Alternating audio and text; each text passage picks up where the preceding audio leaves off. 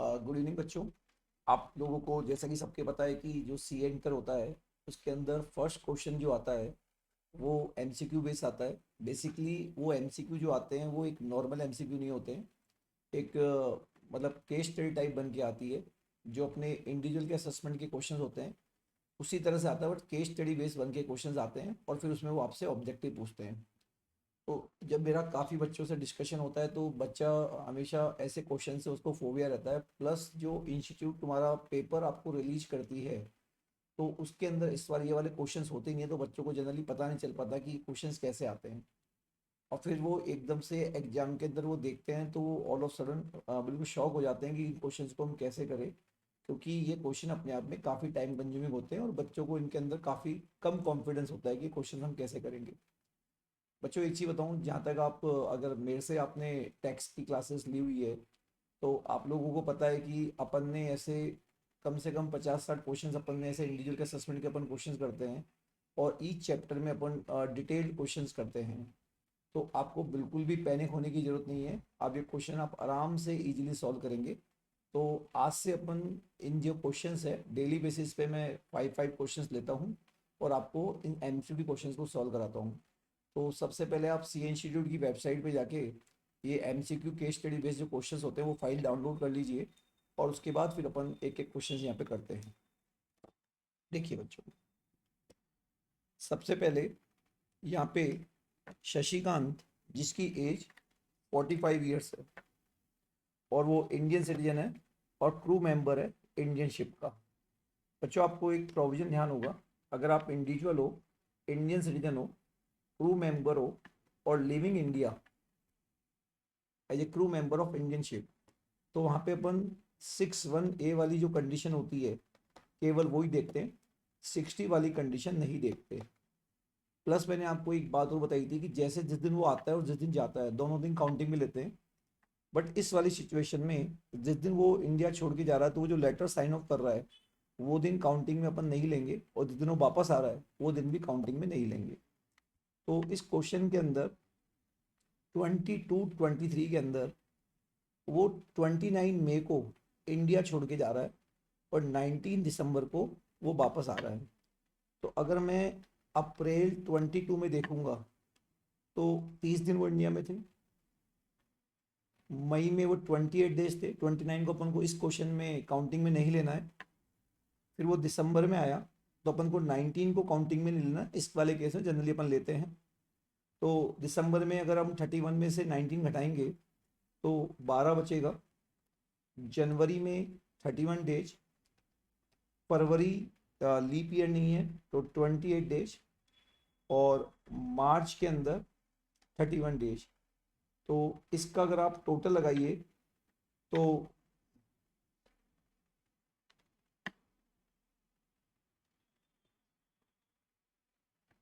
160 days आ रहा है, क्योंकि वो 182 डेज से कम है। तो बताइए ये क्या कहलाएगा? एनआरआई कहलाएगा। तो सबसे पहले इसका स्टेटस क्या है? एनआरआई है। अब जब वो एनआरआई है तो प्रीसीडिंग 4 ईयर्स या प्रीसीडिंग 10 ईयर्स 7 ईयर्स का स्टेटस हमारे लिए कोई मायने नहीं रखता, क्योंकि जब वो एनआरआई होता है तो हमको आर एन ओ आर निकालने की कोई ज़रूरत नहीं है। इसके अलावा उसने फॉलोइंग इनकम आपको अलग से कमाई है। डिविडेंड, एग्रीकल्चर इनकम पाकिस्तान में रिसीव कहाँ हुई है? इंडिया में। और rent receive from house property in Chennai. तो इसके क्वेश्चंस क्या क्या हैं? सबसे पहले पूछ रहा है कि उसका स्टेटस क्या है। तो बच्चों 22-23 में उसका स्टेटस क्या कहलाएगा? नॉन रेजिडेंट कहलाएगा। तो बताइए आंसर क्या आएगा? Non resident. ठीक है, एक बार अपन देख लेते हैं। नॉन रेजिडेंट यहाँ पे उसका आंसर है। ओके, अब हम बात करते हैं कि अब बताओ एनआरआई इंडिया में टैक्स कब देता है? सेक्शन 5 के हिसाब से एनआरआई इंडिया में टैक्स तब देता है जब अक्रूड या रिसीव इंडिया में हुई है।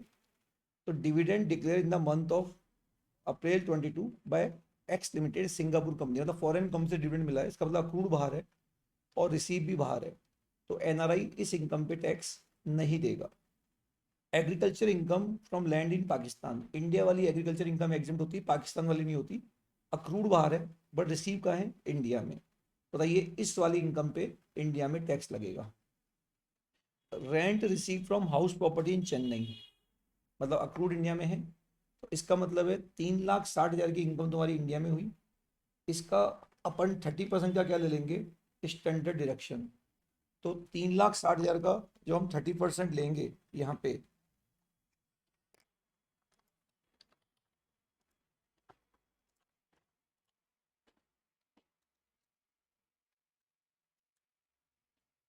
तो बच्चों वो आएगा 2,52,000।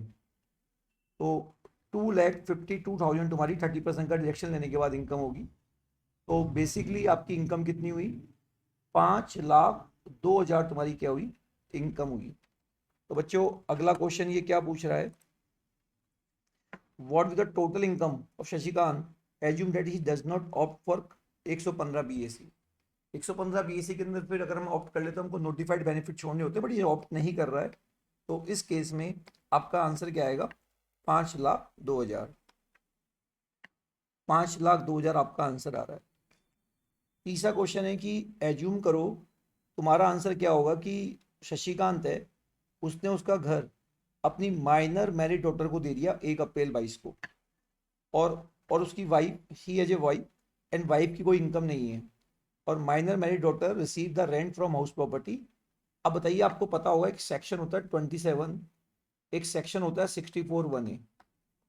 अगर कोई इंडिविजुअल अपना हाउस अपनी स्पाउस को या अपने माइनर चाइल्ड को ट्रांसफर कर देता है तो उसका ओनर इंडिविजुअली माना जाता है। लेकिन minor child does not include minor married daughter, इसका मतलब इसका ओनर माइनर मैरिड डॉटर ही मानी जाएगी। ओके, इसका मतलब सेक्शन 27 अप्लाई नहीं होगा। अब जब माइनर मैरिड डॉटर के हाथ में ये इनकम जाएगी, और आपको होता है माइनर को इनकम कमाता है तो वो पेरेंट्स में क्लब होती है, तो बेसिकली क्या होगा, माइनर मैरिड डॉटर ने वही कितनी इनकम कमाई, वही हाउस प्रॉपर्टी से कितनी इनकम कमाई, 3,60,000। इसका वो 30% डिडक्शन लेगी, तो डिडक्शन लेने के बाद जो वैल्यू आएगी, 30% इसका हम करेंगे तो वो आएगा 1,08,000। तो वैल्यू आएगी कितनी, 2,52,000। अब बताओ ये इनकम पेरेंट्स में क्लब होगी, पेरेंट्स में किस में, जिसकी इनकम मदर फादर की ज़्यादा है। तो वाइफ की तो कोई इनकम है नहीं, इसलिए फादर में ही क्लब होगी। तो बताओ फादर में 2,52,000 रुपये क्लब होगा, और जब भी पेरेंट्स में क्लब होता है तो 1,500 की एग्जेम्पशन मिलती है। तो 2,50,500 ये इनकम होगी, प्लस फादर 1,50,000 रुपये ऑलरेडी पाकिस्तान वाली इनकम कमा रहे हैं। तो बताइए टोटल इनकम कितनी हो गई, 5,05,000। तो ये पूछ रहा है कि बताओ उस केस में टोटल इनकम क्या होगी, तो इसका आंसर आएगा 5,05,000। तो 5,05,000 यहाँ पे इनकम आ गई। उसके बाद बोल रहा है कि Shashikant would like to minimize his tax liability and consulted you to compute the amount of same for the previous year 22-23। Accordingly his tax liability round off would be. तो आपको उसकी टैक्स लायबिलिटी निकालनी है। तो टैक्स लायबिलिटी मिनिमाइज कब होगी, जब वो अगर वो डॉक्टर को ट्रांसफर नहीं करता तो इनकम कितनी होती है, 5,02,000। और अगर डॉक्टर को ट्रांसफर कर देता है तो 500 हो गया।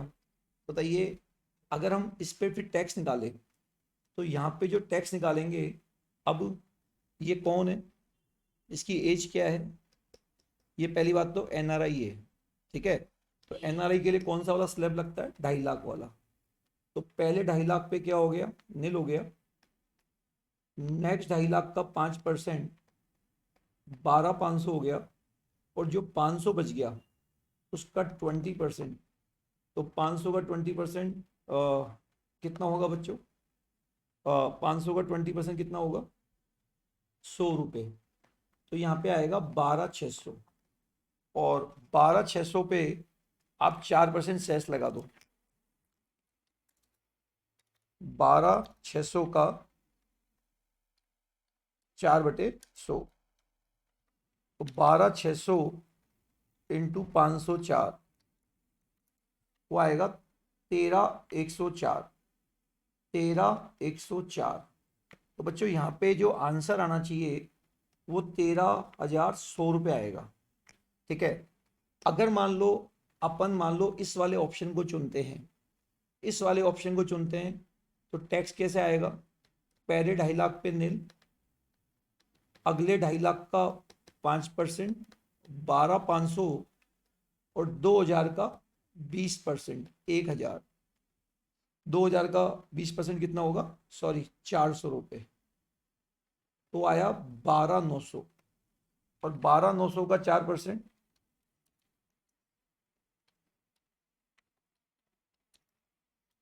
516, तो टोटल होता है बच्चों 13,416, 13,416। और अगर हम उसको राउंड ऑफ करते हैं तो वो आ जाता है 420 आएगा। तो बच्चों अगर हम इधर की तरफ जाते हैं तो 1,300 आता है, और इधर की तरफ जाते हैं 13,420। यहाँ दोनों ही केस में हमारा आंसर मैच नहीं हो रहा है। तो यहाँ पे मुझे ऐसा लगता है कि कोई आंसर में किसी प्रकार की मिस प्रिंटिंग है। अदरवाइज आप दोनों ऑप्शन करेंगे तो दोनों से ही तुम्हारा आंसर यहाँ से मैच नहीं हो रहा है।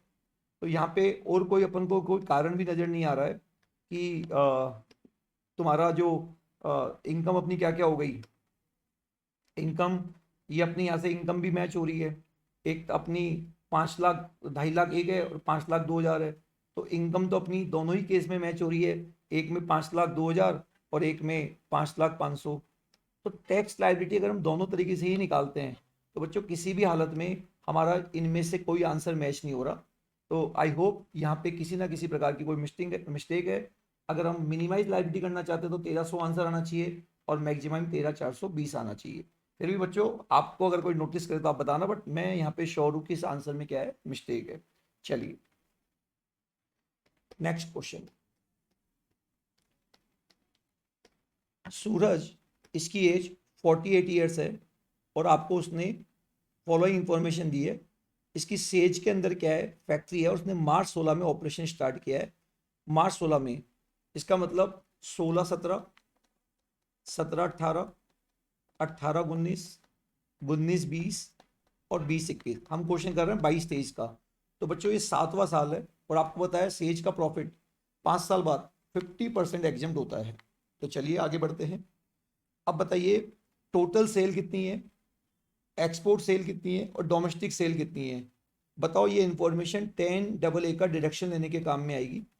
प्रॉफिट कितना है, तो जब हम इनकम निकालेंगे तो इनकम फ्रॉम बिजनेस करेंगे अपन, इनकम फ्रॉम हम बिजनेस करेंगे, और बिजनेस की इनकम कितनी आ रही है, 20 लाख रुपए इनकम आ रही है। ओके बच्चों, ये वाली इंफॉर्मेशन एक्सपोर्ट सेल के अंदर फ्रेट और इंश्योरेंस 5 लाख इंक्लूड है। आपको पता है जब अपन ये चैप्टर पढ़ा था तो फ्रेट और इंश्योरेंस जो टर्नओवर में जुड़ा हुआ है वो ना तो टोटल सेल में आएगा ना एक्सपोर्ट सेल में आएगा। तो 10AA की कैलकुलेशन के समय ये इन्फॉर्मेशन हमारे काम में आएगी।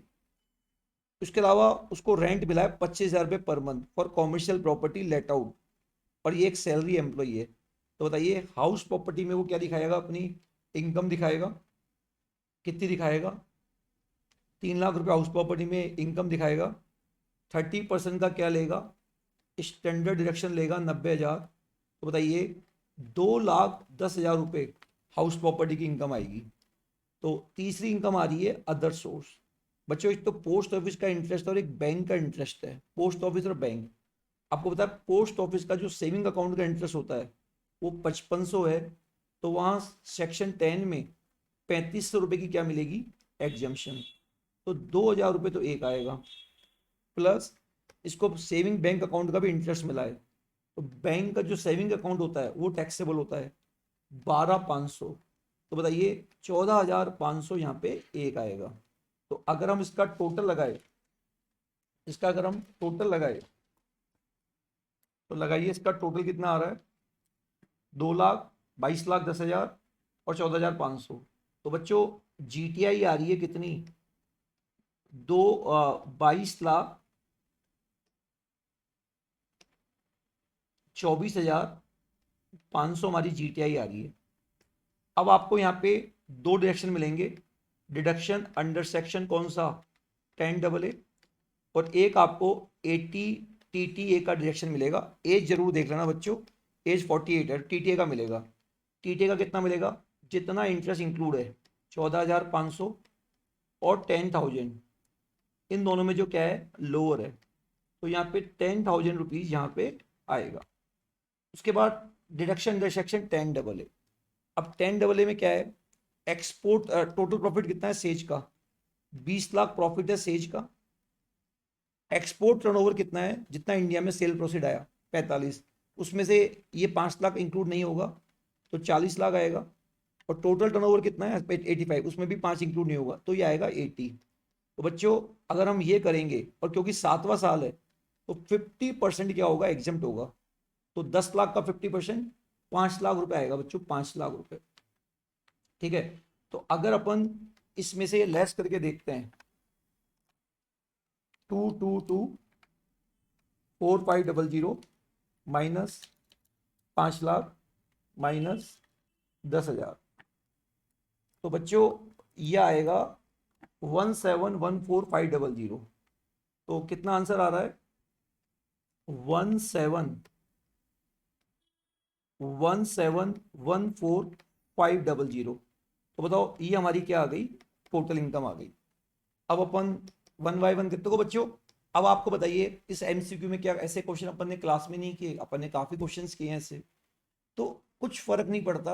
अगर आपके कॉन्सेप्ट क्लियर है तो ये जो एमसीक्यू है ये आपसे इजीली क्या हो जाएंगे, सॉल्व हो जाएंगे। तो आप देखो पहला क्या बोल रहा है कि एक्सपोर्ट टर्नओवर और टोटल टर्नओवर कितना आएगा डिडक्शन में। तो मैंने क्या बताया था कि जो फ्रेट इंश्योरेंस होता है वो टर्नओवर में ऐड नहीं करते। तो बताइए कितना मानेंगे, 80 तो टोटल टर्नओवर और ये 40, तो 40 और 80, बच्चों इसका आंसर बी होगा। देखिए इसका आंसर क्या है, बी है। उसके बाद compute the amount of deduction available under section 10AA। 10AA में कितना डिडक्शन मिलेगा बच्चों, मैंने यहाँ 5 लाख रुपए कैलकुलेट किया है। तो देखो यहाँ पे 5 लाख आ रहा है तो उसका आंसर क्या है, डी है। ओके सर, बताओ अगर ये कह रहा है कि assume for the purpose of question only that the mister Suraj establish in the beginning, April 18 में इसने स्टार्ट किया है। तो अगर अप्रैल 18 में किया है तो 18/9 फर्स्ट ईयर, 19/20 सेकेंड ईयर, 21/22, तो ये 5वां साल है। तो आपको 100% डिडक्शन मिल जाएगा। तो यहाँ पे जो अपन ने कैलकुलेशन की थी, बताओ कितना मिल जाएगा, 100%। 100% करेंगे तो कितना आएगा, 10 लाख। तो बच्चों इस क्वेश्चन का आंसर होगा 10 लाख। देखिए 10 लाख यहाँ पे मैच हो रहा है। Compute the total income of mister Suraj, अगर उसने 115 बीएससी ऑप्ट नहीं किया तो उसकी टोटल इनकम बताओ। टोटल इनकम हम ऑलरेडी निकाल चुके हैं, 17,14,500। तो बच्चों यहाँ पे क्या आएगा, 17,14,500। तो बताओ यहाँ पे आंसर आया 17,14,500। आई होप आपको समझ में आ गया होगा। ठीक, thank you. Next, mister Kishan engage in the following activity. वो एग्रीकल्चर इंडिया और वहाँ पे दोनों जगह एग्रीकल्चर एक्टिविटी कर रहा है और नॉन एग्रीकल्चर एक्टिविटी कर रहा है। अब यहाँ पे ये बता रहा है 3 प्रकार की एग्रीकल्चर एक्टिविटी कर रहा है। एक तो एक्टिविटी ए, एक्टिविटी बी और एक्टिविटी सी। बताओ क्या कर रहा है, नर्सरी की इनकम है। बताओ नर्सरी की इनकम, एक्टिविटी जो ए है वह नर्सरी से सेल कितनी है, सर वो सेल है 5 लाख रुपए। और कॉस्ट कितनी है, सर वो है 1,40,000 रुपये। तो बताओ कितना बचा, ये बचा 3,60,000 रुपये। बताओ आपको पता है कि नर्सरी की इनकम ऑलवेज 100% क्या होती है, एग्रीकल्चर इनकम होती है। नर्सरी की इनकम ऑलवेज 100% एग्रीकल्चर इनकम होती है। ओके, अब बात करते हैं एक्टिविटी बी, है ना, और एक है एक्टिविटी सी। उसने क्या किया, 40% कॉटन जो होती है वो तो मार्केट में सेल कर रहा है, और 60% जो कॉटन है, ऐसे क्वेश्चन भी अपन ने बहुत किए हैं, वो इन हाउस ट्रांसफर कर रहा है। बताओ ये जो 40% कॉटन है वो मार्केट में कितने में सेल कर रहा है, सर वो 4 लाख रुपए में सेल कर रहा है। और इसकी कॉस्ट क्या है, इसकी कॉस्ट है 2,25,000। तो बच्चों ये जो प्रॉफिट हुआ 1,75,000, तो ये आपका एग्रीकल्चर आ गया। ओके, अब जो 60% है, 60% है उसकी कॉस्ट क्या है 337,500 और मार्केट वैल्यू कितनी है 6 लाख। वो इन हाउस ट्रांसफर अपन पता है मार्केट वैल्यू पे करते हैं, तो अगर हम इसको इसमें से घटाएंगे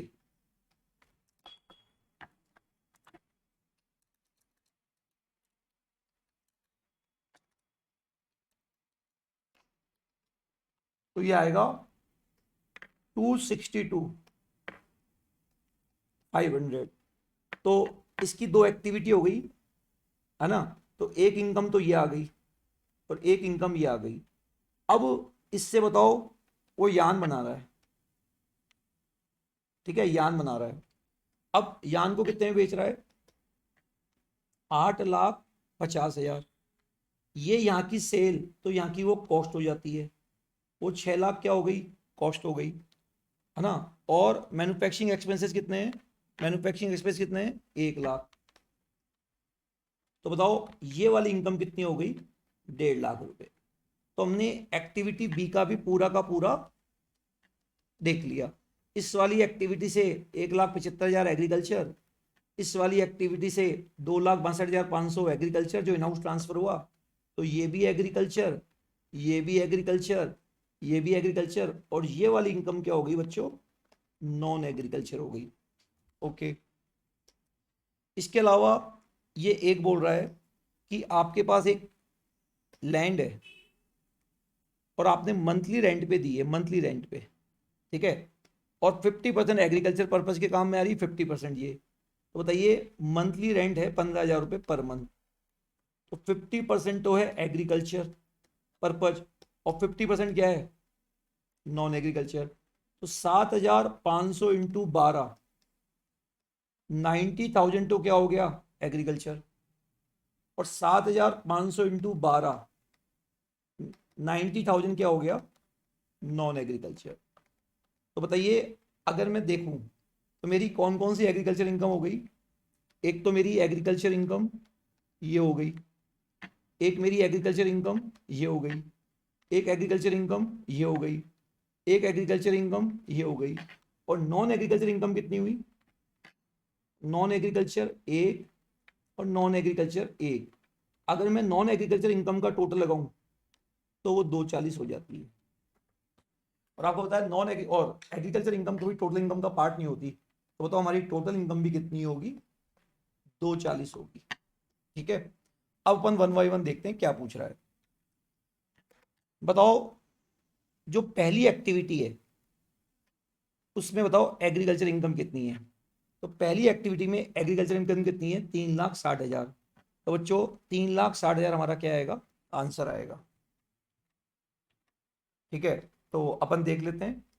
तो देखो 3,60,000 हमारा क्या आ रहा है आंसर आ रहा है। उसके बाद व्हाट अमाउंट भी income activity be respect of sale of cotton.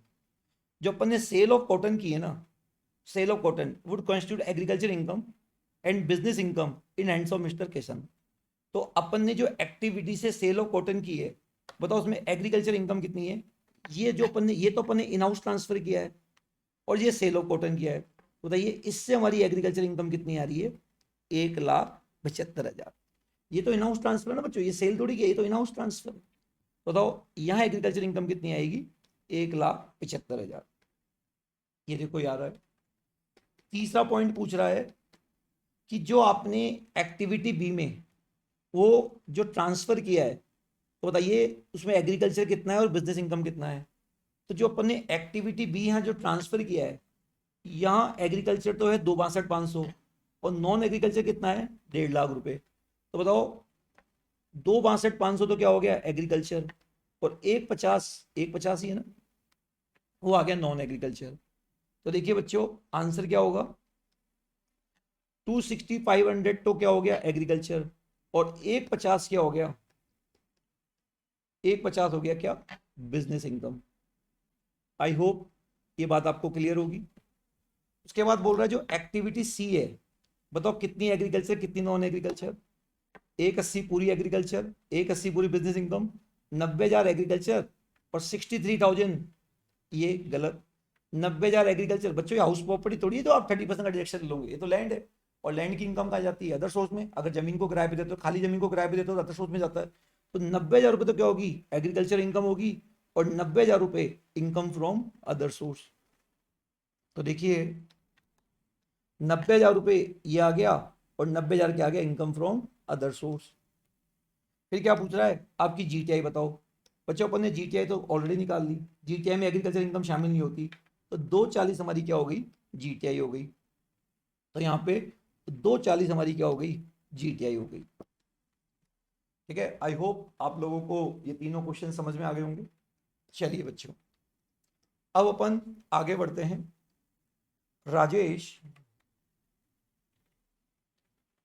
Rajesh Sharma, as कितनी है, 54 है, इंडियन सिटीजन है, और उसकी सैलरी कितनी है, उसकी जो सैलरी है वो है 58,000, और वो फ्रिक्वेंटली इंडिया के बाहर जाता रहता है, और उसने 5 अक्टूबर को इंडिया छोड़ा और वापस कब आया, 2 अप्रैल 23 को। बच्चों यहाँ पे पुराना डेटा नहीं दिया, केवल 22-23 का डेटा दिया गया है। तो अगर मैं 22-23 की बात करूं, उसने 5 अक्टूबर को इंडिया छोड़ा है, तो अप्रैल 22, मई 22, जून 22, जुलाई 22, अगस्त 22, सितंबर 22, और अक्टूबर 22। अप्रैल 22 में वो इंडिया में था, इंडिया में था, इंडिया में था। जुलाई 22 इंडिया में था, इंडिया में था, और 5 अक्टूबर को इंडिया में था। इसका मतलब बच्चों अगर आप इसका टोटल लगाएंगे तो ये 182 डेज से ज़्यादा है, और ये नॉर्मल पर्पज के लिए बाहर गया है, ये रेजिडेंट कहलाएगा। अब रेजिडेंट दो प्रकार के होते हैं, ऑर्डनरी और नॉट ऑर्डनरी। पिछले 10 सालों में 2 बार रेजिडेंट रहा है, और 7 सालों में 730 दिन इंडिया में रहा है। ये इंफॉर्मेशन पूरे क्वेश्चन में कहीं भी नहीं है, तो इसका आंसर हम क्या कहेंगे। अब इसके हमारे पास देखिए अगर क्या पूछ रहा है,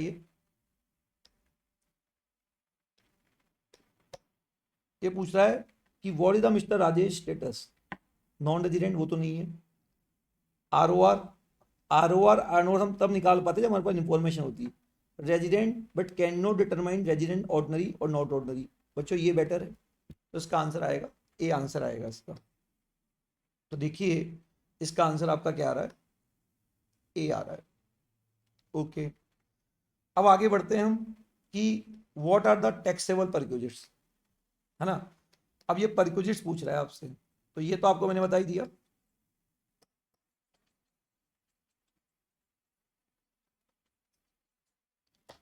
अब ये आपसे परक्यूजिट्स पूछ रहा है। सबसे पहले बेसिक सैलरी,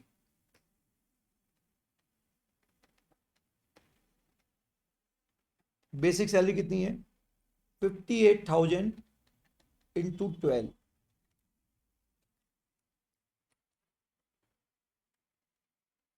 58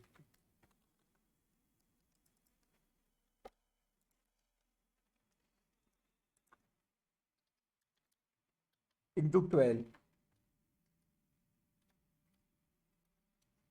तो 6,96,000, ये क्या आ गई, बेसिक आ गई। डीए कितना है, और आरबी का पार्ट 100%, डीए है 69,600। बोनस कितना है सर, बोनस है 98,000। आपको होता है मेडिकल अलाउंस पूरा टैक्सेबल होता है, मेडिकल अलाउंस कितना है 60,000।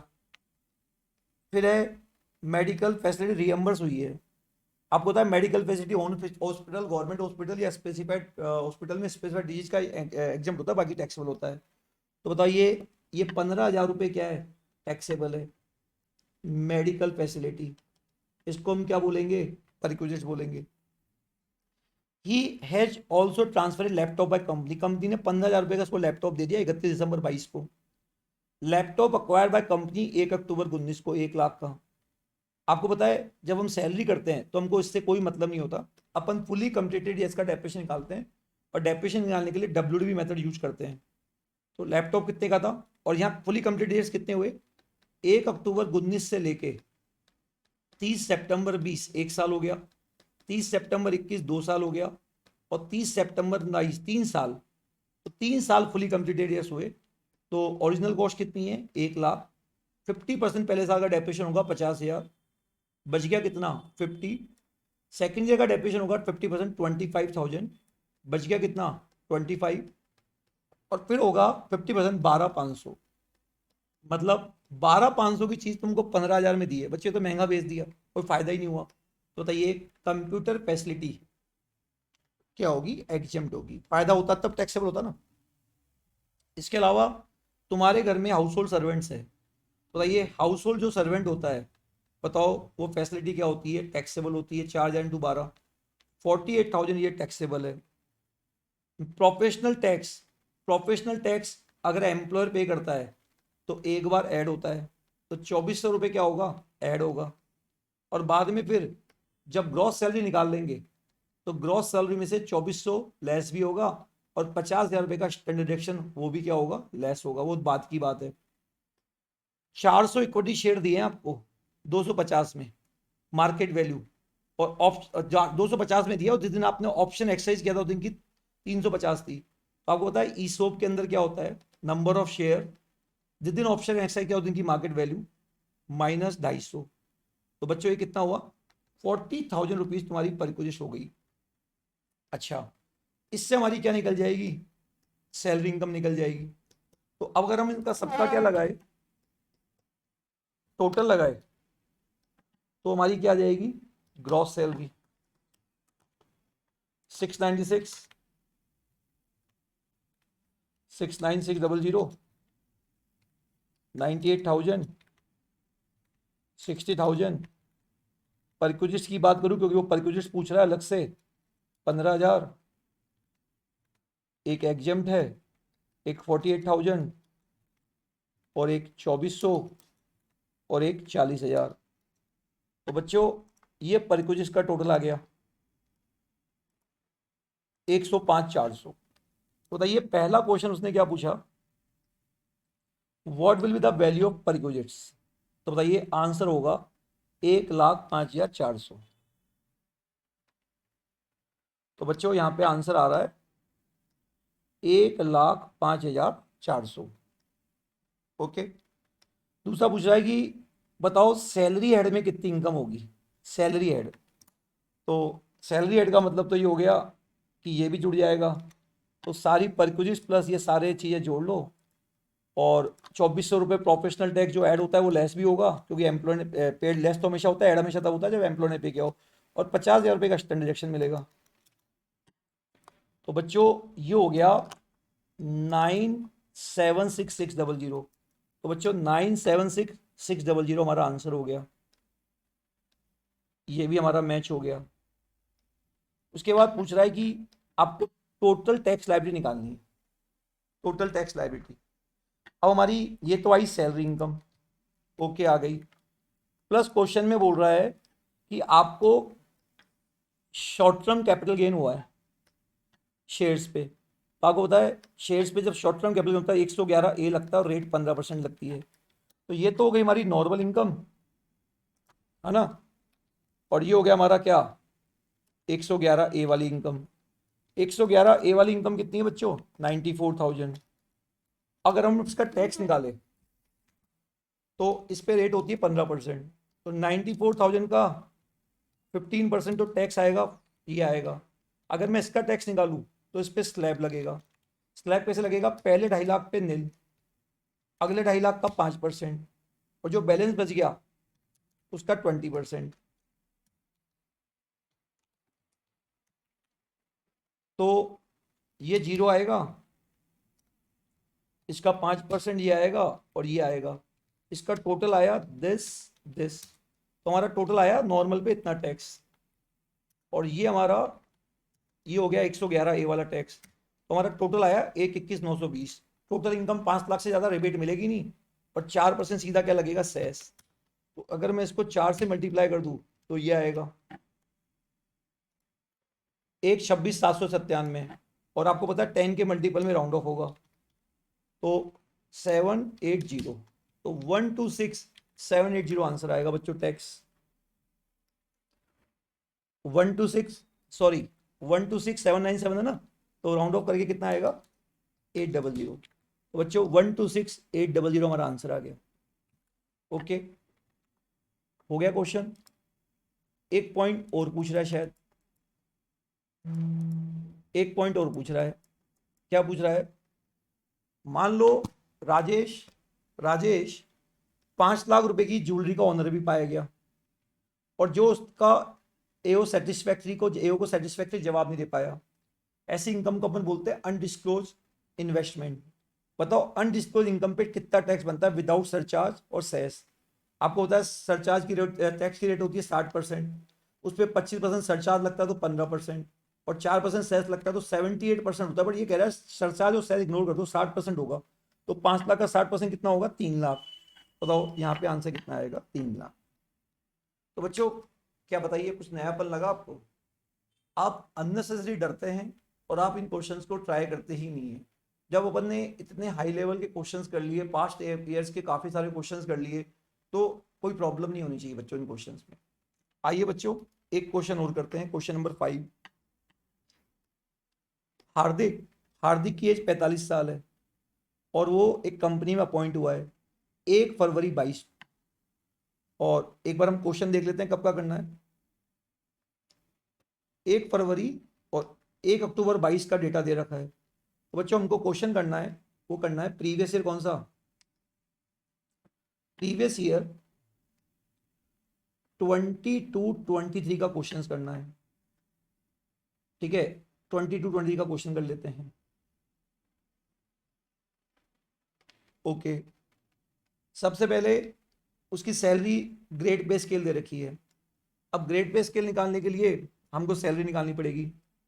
1 फरवरी 22 से लेके 31 जनवरी 23, और 1 फरवरी 23 से 31 जनवरी 24, है ना। यहाँ सेल की सैलरी कितनी है? 35, और यहाँ हो जाएगी 38,500। तो बताइए सैलरी कितनी आएगी? 35,000 को मल्टीप्लाई करो 10 से, और 38,000 को 500 को डिवाइड करो, मल्टीप्लाई करो 2 से। तो बताइए अगर मैं ऐसा करूं तो कितना आ जाएगा? ये आ जाएगा 3.5 लाख, और ये आ जाएगा 76,000। एक बार देख लो, 76, 77।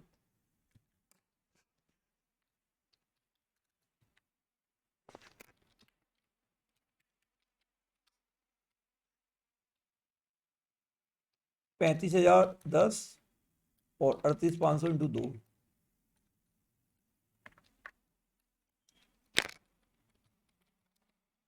तो सैलरी कितनी आई?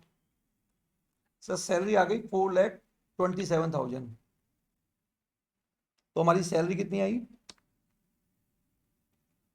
4,27,000। ओके, डीए आपका है 40% ऑफ सैलरी, तो डीए कितना आएगा? 427 का 40%,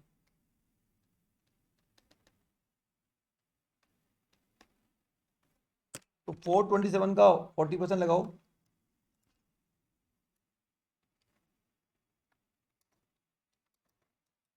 वो आएगा 170,800।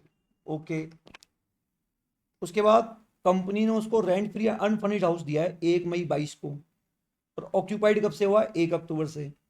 आपको मैंने बताया था ऑक्यूपाइड पीरियड की सैलरी लेंगे, और कंपनी ने रेंट पे लेके दिया है, तो अपन ये लिखेंगे taxable value of rent free accommodation. अभी अपन इसको अलग से वर्किंग नोट निकाल के कर लेंगे। Okay, he has been provide a car 1.6 litre से ज़्यादा की कैपेसिटी वाली कार है, जो प्राइवेट पर्पज के लिए दी गई है। एक्चुअल कॉस्ट कितनी है? 8 लाख, और कंपनी ने इस पे 5,000 रुपये खर्च किया सारा खर्चा, और आपके 100% पर्सनल काम में आ रही है।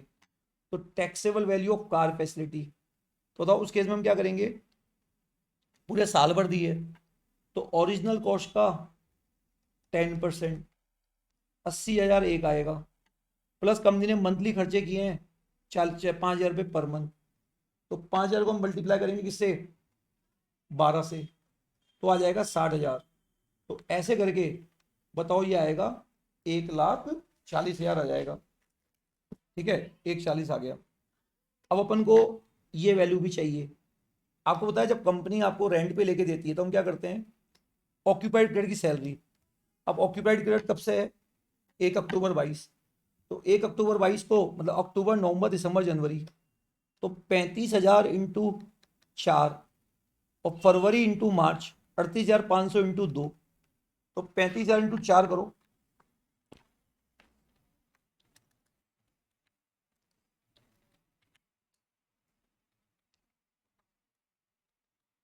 ये आया 140। 38,500 इंटू 2, ये आया 77,000। तो 38,500 इंटू 2, अगर मैं इसका टोटल लगाऊंगा वो आया 2,17,000। दिए 40% जो आरबी का पार्ट है, तो 217 का 40%,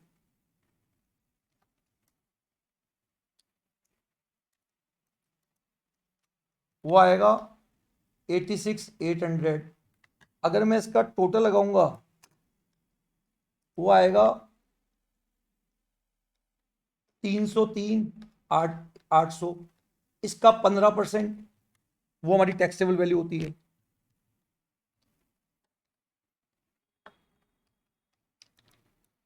वो आया 45570। और रेंट पेड कितना है बच्चों, 6 महीने का रेंट, ये सारा डेटा 6 महीने का ही तो है। तो 6 महीने का रेंट कितना है, 5,000। तो बच्चों 30,000 रुपये आया। इन दोनों में से जो क्या है, लोअर है। तो ये 30,000 रुपये तुम्हारी क्या होगी, टैक्सेबल वैल्यू होगी। तो हमने सैलरी भी निकाल लिया, है ना। ये हमारी सैलरी आ गई 350, और 350 थी सैलरी, प्लस कितनी है,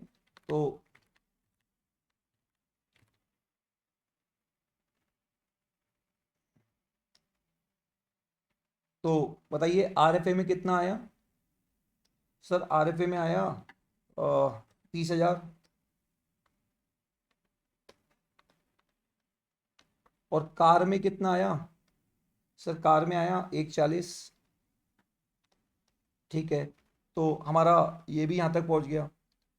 अब सबसे पहले क्या पूछ रहा है ये, बताओ कार की वैल्यू क्या होगी, कार की वैल्यू क्या होगी। तो अगर मैं 5.3 देखूँ तो 1,40,000। तो देखो 5.3 का आंसर कितना आ रहा है, 1,40,000। तो ये पूछ रहा है कि हेल्थ इंश्योरेंस प्रीमियम के बारे में पूछ रहा है। रेंट फ्री अकोमोडेशन की वैल्यू क्या होगी, ये कितनी तुम्हारे हाथ में टैक्सेबल होगी, बताओ। ये होगी 30,000। तो बताओ आंसर कितना है, 30,000। ये भी हमारा आ गया। अब अगर हम इसको टोटल लगा लेंगे तो हमारी आ जाएगी ग्रॉस सैलरी। इन सबका टोटल लगाओ, 420, 427, 170, 800, 30,000 और 140, इनका टोटल आया 767,800। 50,000 रुपये का क्या मिलेगा, स्टैंडर्ड डिडक्शन। तो ये आया 717,800। तो यहाँ पे अपन लिखेंगे 767,800 अंडर सेक्शन 16 का स्टैंडर्ड डिडक्शन 50,000। तो ये कितना आया, ये आया 7,17,800। ये हमारी क्या आ गई, सैलरी इनकम। उसके बाद केवल ये कुछ 80 के यहाँ पे इसने पॉइंट दे रखे हैं, तो और कोई इनकम नहीं है। तो ये हमारी आ गई जीटीआई। फिर आपको बता रहा है कि इसने पीपीएफ में इन्वेस्ट किया, तो एटीसी का क्या ले लो, डिडक्शन ले लो 1.5 लाख रुपए। अब बोल रहा है उसने लमसम में 1,20,000 का हेल्थ इंश्योरेंस प्रीमियम किया, स्पाउस का खुद का, और 48 महीने के पे किया, 1 अक्टूबर 22 को पे किया। तो बच्चों ये 1 साल का पे किया है या ज्यादा, 1 साल से ज्यादा। तो आप ऐसे नहीं कर सकते कि 1,20,000 को 4 से डिवाइड कर दो। आपने यहाँ जो प्रीमियम पे किया वो 48 महीने का पे किया, और पॉलिसी कब लिए, 1 अक्टूबर 22। इसका मतलब 1 अक्टूबर 22, ये साल खत्म कब होगा, 31 मार्च 23। तो 6 महीने का प्रीमियम तो आपने इसके लिए पे किया, 23-24 के लिए 12 महीने का प्रीमियम, 24-25 के लिए 12 महीने का प्रीमियम, 25-26 के लिए 12 महीने का प्रीमियम, 26-27 के लिए। अब देखो पॉलिसी कब से खत्म होगी, पॉलिसी होगी सर 1 अक्टूबर 22 से लेके 4 साल की पॉलिसी खत्म होती है, 23, 24, 25, 26, 30 सितंबर क्या 26। तो अगर हम इनमें इन्वॉल्व ईयर इन्वॉल्व देखेंगे, ईयर इन्वॉल्व तो कौन कौन से ईयर इन्वॉल्व हो गए, एक तो 22-23 हो गया, एक 23-24 भी ईयर इन्वॉल्व हो गया, एक 24-25 भी ईयर इन्वॉल्व हो गया, एक 25-26 भी हो गया, और एक 26-27। यहाँ 6 महीने, यहाँ 12 महीने, यहाँ 12 महीने, यहाँ 12 महीने और यहाँ 6 महीने। तो बच्चों इसका मतलब ये हुआ कि 5 साल पॉलिसी का इन्वॉल्वमेंट हो गया। तो जो भी प्रीमियम पे किया है 1,20,000, उसको डिवाइड करो 5, वो आएगा 24,000। और बताओ 80D में मैक्सिमम डिडक्शन कितना मिलता है आपको, 35,000 का मिलता है। तो 24,000 रुपये का आपको क्या मिल जाएगा, डिडक्शन मिल जाएगा। तो ये क्या पूछ रहा है, बताओ कितने का उसको 80D में क्या मिलेगा, डिडक्शन मिलेगा। तो आंसर आएगा 24,000। तो बच्चों आंसर कितना आ रहा है, 24,000 रुपये आ रहा है। ओके, अब अब बताओ अगर मैं इन सबको लेस कर दूं 80D को भी, तो कितना बचा, इसमें से 1.5 लाख रुपए एक लेस करो और 24,000 रुपये एक लेस करो। तो बच्चों ये हमारा बच गया कितना, 5,43,800। अब मैं इस पर टैक्स निकालता हूँ। टैक्स क्या है, पहले 2.5 लाख पे 0%, नेक्स्ट 2.5 लाख का 5%, और 43,800 का 20%। तो ऐसे करके टैक्स कितना आएगा, ये हमारा टैक्स बना 21,260, क्योंकि टोटल इनकम 5 लाख से ज़्यादा सरचार्ज नहीं मिलेगा और रिबेट नहीं मिलेगी। अब यहाँ पे सीधा सेस लगाओ 4%, तो इंटू 4, तो बताओ ये टैक्स आया 22,110, और इसको राउंड ऑफ करेंगे तो 22,110 ही आएगा। बताइए 22,110 आएगा। ठीक है, अब ये पूछ रहा है वुड यू एडवाइस कि क्या उसको 115 बीएससी में चाहिए, जाना चाहिए। तो अगर वो 115 बीएससी में नहीं जाता तो आपको पता है 22,110 का टैक्स लगेगा। अब आपको पता है जब 115 बीएससी में जाते तो आपको बेनिफिट छोड़ने पड़ते हैं। तो उस केस में ये इनकम आएगी, ये इनकम आएगी, ये इनकम आएगी, ये सारी इनकम आ जाएगी, और इसका टोटल कितना आएगा। बट आपको 115 बीएससी में जाओगे तो रेट कम हो जाएगी बट बेनिफिट नहीं मिलेगा। तो बताइए ये बेनिफिट नहीं मिलेगा तो आपकी सैलरी इनकम यही रह जाएगी। आपको बताओ 80C के कोई डिडक्शन का बेनिफिट नहीं मिलेगा, तो बताओ ये भी कोई बेनिफिट नहीं मिलेंगे, ये भी कोई बेनिफिट नहीं मिलेंगे। तो बताओ आपकी टोटल इनकम कितनी आएगी अगर आप 115 बीएससी ऑप्ट करते हो, सर 767,800, ये आपकी इनकम आएगी। अब जब ये इनकम आएगी अब टैक्स निकालो। अब नया स्लैब क्या है, पहले 2.5 लाख का 5, नहीं पहले 2.5 लाख का 0, अगले 2.5 लाख का 5, अगले 2.5 लाख का 10, और जो अब बच गया 17,800 उसका हो गया 15। तो अगर हम टैक्स निकाले तो बच्चों टैक्स आएगा ये। तो बताओ 115 बीएससी में जाते हैं हम बेनिफिट छोड़ते हैं तो भले ही रेट कम होगी बट टैक्स तो ज्यादा आ रहा है ना बच्चों, और फिर उस पर 4% सेस और लगाओ। तो बच्चों ये तो बहुत ज्यादा टैक्स आने लग गया। तो बताइए इस आदमी के लिए क्या बेनिफिशियल है, अगर ये 115 बीएससी में जाता है तो उसका टैक्स आएगा 780, और नहीं जाता तो 22,110। बताओ जाना चाहिए नहीं जाना चाहिए, आंसर है नहीं जाना चाहिए। तो अपन क्या बोलेंगे यहाँ पे,